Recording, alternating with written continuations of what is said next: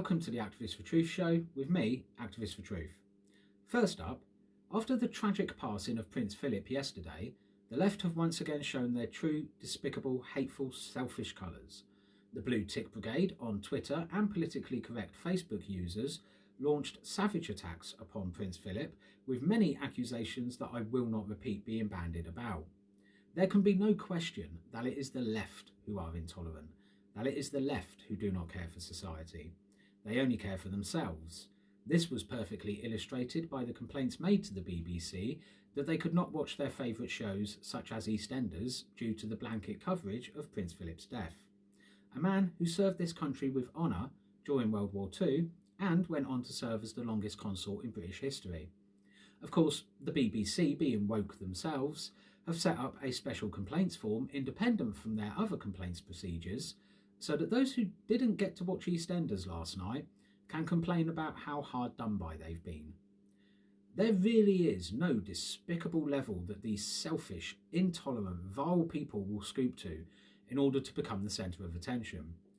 George Galloway did comment on Twitter about the remarks being made by the Blue Tick Brigade, and yet failed to bear any of the responsibility for the atmosphere that the left has created, especially on social media, where it is acceptable to say any hateful thing you please against anyone who disagrees with your left-wing views or has more than you.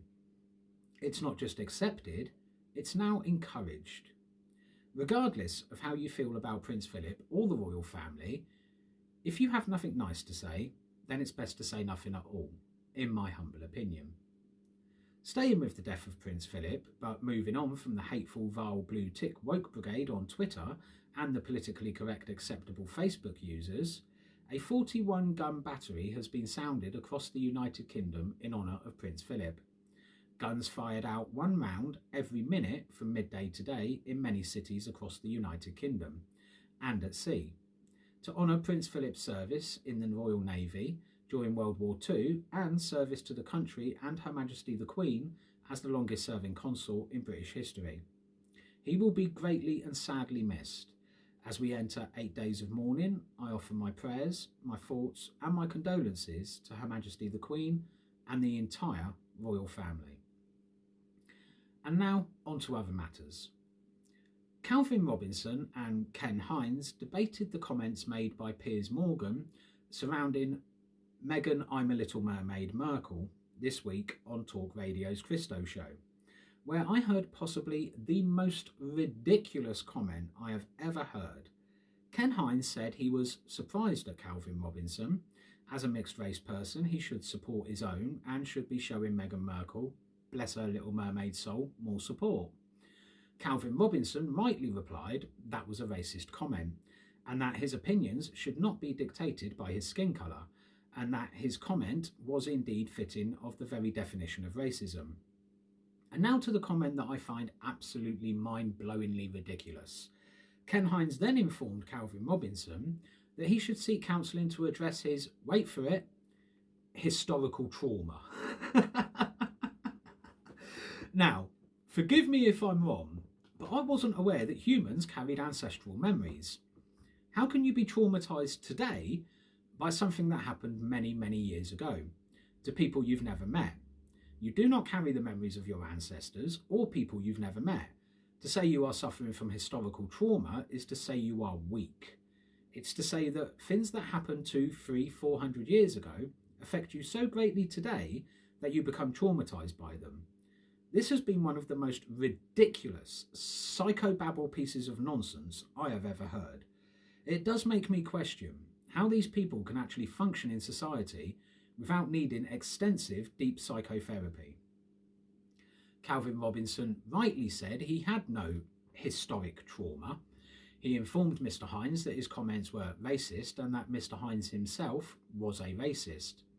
Mr. Hinds replied by saying, how can I be a racist when I support black people? It's very easy, because racism, although I hate the term reverse racism, racism is racism, has reversed. The racists are no longer white. The racists are now hate-filled, media-spurned people of colour, or whatever the politically correct term currently is, looking for revenge for sins that were never committed upon them. There are no oppressed people, living in the United Kingdom or the United States today. Both countries offer every citizen, white, black, brown, yellow, it doesn't matter, equal opportunity to succeed in life. The fantasy of equal outcome is impossible to achieve. Everybody is different, everybody has different abilities and talents. Equality in outcome can never be achieved as a society. All we can do is offer equal opportunity. Mr. Hines went on to say that the country was systemically racist, based on personal experiences. Just because an individual has experienced racism, that does not mean that the country is systemically racist. There are no laws or legislation in the United Kingdom or the United States that prevents you from succeeding in life based on your skin colour. There are no racist policies in effect today that affect non-whites. There are, however, policies that do negatively impact on whites, such as affirmative action, which will see non-whites pushed to the head of the queue based on their skin colour, rather than merit. Any systemic racism that exists today is aimed at whites, so I suppose in that regard we are becoming systemically racist, but not in the way the press, the government or the woke brigade will acknowledge or face. Now to the United States, and what can only be described as a crisis on the border. This is what happens when you put wokeness before common sense. I'm a firm believer that if somebody is in genuine need, then of course we must help. But just because you don't have a lot of money is not an excuse to move to another country and desert your country, making it all the poorer, especially when you're claiming to be poor, and yet can pay people traffickers thousands of pounds to reach your destination. Most working class people in the UK and US do not have thousands of pounds to pay somebody to move them around the world, so they can't be that poor. There's a big difference, a very big difference, between needing to move and wanting to move. Of course, the hope of the Democratic Party is that everybody moving to the United States will vote Democrat, but those who are moving for genuine reasons, who are genuinely free in oppression under socialism, will not vote for a party or person who embraces socialism, which is why they require an open door policy, so that they can attract those that want to move but don't actually need to. And now for the madness that is COVID. World Airlines are kicking people off flights because children as young as 2 refuse to wear face masks. How on earth, as a society, can we reasonably expect children so young to wear face masks? It's ridiculous. Whoever is coming up with these stupid policies and those enforcing these stupid policies clearly have never had children. All this despite face masks being completely useless. It even says on the side of the box, this face mask will not protect you or others from a virus. Face masks are as useful as a chocolate teapot. For 7 months we were told face masks were completely useless. All the evidence stated they would have no effect whatsoever and may actually do more harm than good, as laid out by the Deputy Chief Medical Officer. It wasn't until the economy crashed and governments needed people to go out shopping that all of a sudden face masks became recommended. They are a placebo. The government needed us out spending money, but it had done such a good job of scaring the holy hell out of everybody that nobody was prepared to go out. So they told us all that if we put on a face mask, we would be safe, and people started to go out shopping again. The economy had a little boost. Now we are being told that we should wear 2, or in some cases 3 face masks in order for them to have any real effect. There have been so many U-turns throughout the whole COVID saga. How anybody can take anything Sage, the government, the CDC, or the World Health Organization say seriously anymore is completely beyond me. Let's go back to the first lockdown last March, when we were told everybody had to stay indoors. It was imperative that everybody had to stay indoors, and yet the government encouraged us every Thursday night to go outside, gather and applaud the NHS. Now, forgive me if I'm wrong, but I'm fairly sure viruses don't take a night off in order to support the NHS. Then we had Extinction Rebellion and Black Lives Matter protests, none of which were stopped. There was no intervention from the police, they were allowed to continue unhindered. And yet anti-lockdown protests were immediately met with heavy-handed policing and violent dispersal of crowds, using public health as an excuse. The hypocrisy and the two-tiered system should, by any stretch of the imagination, wake everybody up to the realisation that what we are currently going through, whilst the virus may be very real, the response is nothing more than a social experiment in control. COVID-19 only severely impacts 5% of the population. It has a mortality rate of 0.01%. Depending on age and health, you have a 95 to 99.9% chance of recovering from the illness. 80% of people do not present with symptoms, and of the 20% of people that do present with symptoms, only 2% of those will require hospital treatment. As was made evident by the Nightingale hospitals built across the country remaining empty, all bar one, which was the London Nightingale, which treated between 50 to 60 patients, with all other Nightingale hospitals remaining unneeded.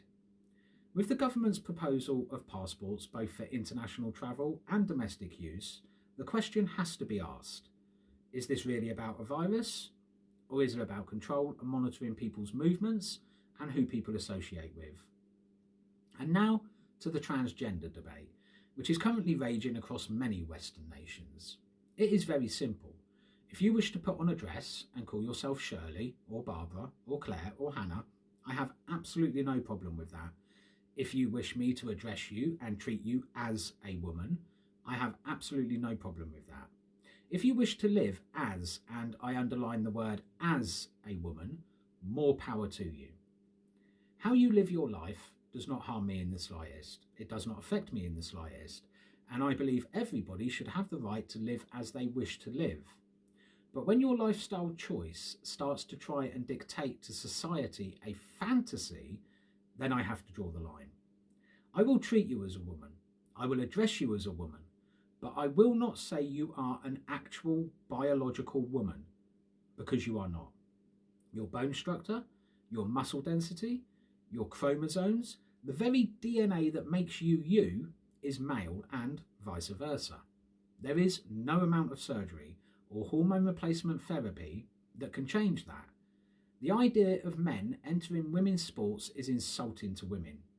The idea of men being able to enter public restrooms for ladies is, in my opinion, dangerous beyond belief.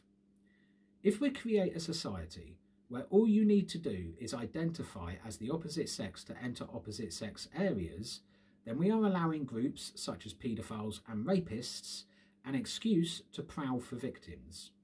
As I said, if you wish to live your life as a woman, I will respect that, but it has to be a conscious choice to live as a woman, and not falling into the fantasy of actually genetically and biologically being a woman. Everybody should be allowed to live their lives as they see fit, as long as that does not impact upon society as a whole and creates a situation where abuses can arise, or in the case of transgenderism, women becoming disenfranchised in the area of sports and privacy. We cannot put the needs of one group of society before the needs of another group of society. We have to put safety and common sense first. Common sense being something that is extremely hard to find these days. In this new modern world of psychobabble nonsense created by psychiatrists and doctors who take an oath to do no harm, and mainstream media and politicians wanting to gain popularity and appear woke, the medical profession today, in my opinion, needs a kick up the backside. They take an oath to do no harm, yet the level of harm they are doing today through fear of being labelled with an ism or a phobia, or concern of protests at their offices, or indeed the very real risk of being struck off, is damaging society and people's mental health in such a way it could take generations to recover from. Allow people their own choice by all means, but do not dictate and force society to accept fantasies and make-believe. Telling a man that they are a woman is the same as telling a schizophrenic that the voices in their heads are real and anyone who disagrees with them is schizophobic. Phobias and isms have been abused and used to silence opposition debate ever since the term homophobia was created. It became very apparent that if you accuse somebody of having an ism or a phobia, you can pretty much win any argument regardless of how ridiculous your argument may be. We have to return to a time of common sense and allowing everybody to hold an opinion, whether you agree with it or not. But an opinion cannot override medical, biological facts. We must support people, but we mustn't pander to people. And lastly tonight, a little about me, so you may know me better. I'm a British male in my 40s and staunchly conservative. I believe in small government, low taxation, personal responsibility and strong borders. I do not believe the state is there to hold our hands, and I do not believe the state is there to solve all our problems. As individuals and communities, we must take responsibility for ourselves, and we must work to better ourselves, rather than sitting on our laurels waiting for government to fix all of our problems. I honestly believe the bigger a government we create or allow, the more problems society will face. I believe in order to fix many of the social issues the world faces today, government is not the answer. It has to be community-led and community-based. Charity, as they say, starts at home. I'm also a staunch supporter of Brexit. Having now left the European Union, having seen none of the doom and gloom predictions coming true, it's very clear it was the right decision. As I said, big government or intergovernmental agencies tend to create more problems than they solve by arguing and squabbling over the best way to move forward, which just leaves the issues overshadowed by egos and divisions, leaving the actual issue unaddressed. And that's all for tonight. You will be safe out there. If you can't be safe, win.